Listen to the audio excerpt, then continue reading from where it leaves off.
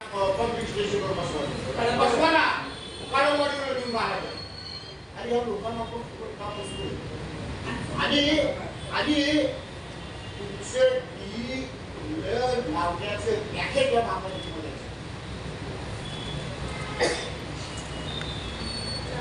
25 वर्ष गुणिले 12 महिने गुणिले त्याला आज 1,68,000 पगार आहे. तो वाढत आला असेल 1 लाख रुपये तर असेल सरासरी पगार. किती पैसे झाले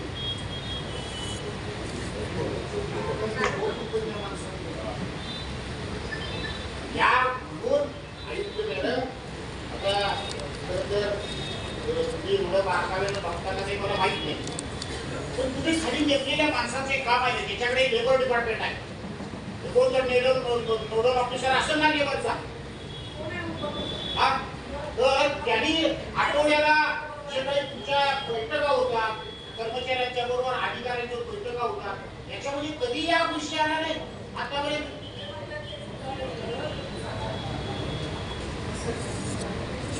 जे काही कर्मचारी आहेत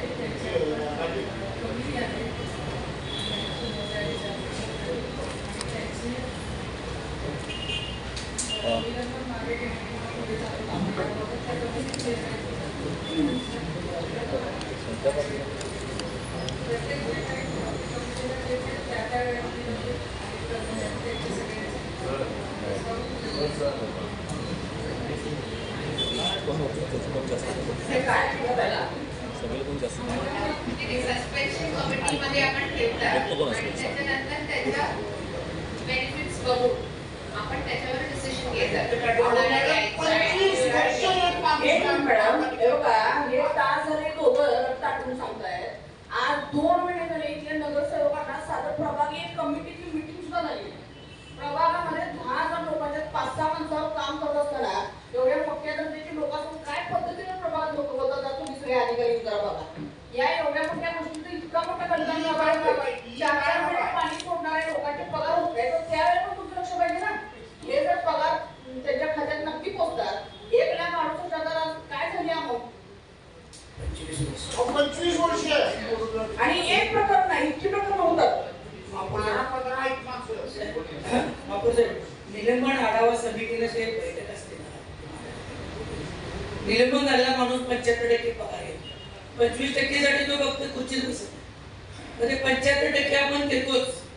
काम लावणार तेच म्हणणं 6 महिन्याने 100% झाले. आता वरती कायदा बदलला तुम्ही कायद्याला अधिकारावर काम करता.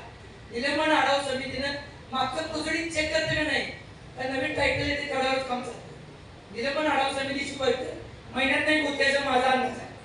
मग त्या महिन्यातनं मागपोच आहे मागच्या निलंबनावर आपला पगार किती वेळेवर चालला आहे आपला खर्च का व्हायला आहे या अर्थसंकल्पात ते पण नमूद पाहिजे ना. कारण त्या वेतनाखाली तुम्ही या हेडखाली आम्हाला निलंबन मध्ये एवढे त्यांच्यावर आमचे एवढे पैसे जातात त्याचा आकडा सांगा सर या निमित्तानं आकडा द्या. डॉक्टर साहेब एक आकड्याचा विषयच नाही 1 रुपया असू दे पण एवढी कोल्हापूर शहराची अवस्था आहे. परवा कधी नाही की असं मंत्री साहेबांना वगैरे आम्हाला लाभ वाटली या गोष्टीची की आम्हाला पैशासाठी फोन करावा लागेल. चाललंय काय नेमकं महापालिकेत त्यांना ज्यांच्यावर तुम्ही चार्जशीट टाकली सर फौजदारीमध्ये तर चार्जशीट आपली ड्यू असेल. काही ठिकाणी सर चार्जशीट वर्षभर तुम्ही आपल्याकडे नाही गेली नाही इथपाई त्याच्यावर दाखलच झालं नाही.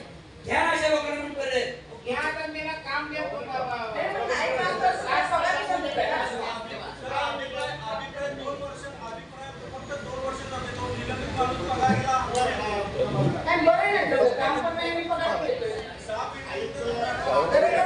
मला या विषयावर उद्याच्या उद्या आपली मीटिंग झाली पाहिजे आणि का नाही आणि किती पैसे आतापर्यंत गेले एका माणसाला 3 कोटी दिले. ऐक मॅडम फार सिरियस गोष्ट आहे. नाही सर हे महत्त्वाचं आहे कारण लोक नाही म्हणून काम होत नाही म्हणून कलेक्शन होत नाही पुन्हा हा सगळा फिनान्सचा प्रश्न आहे.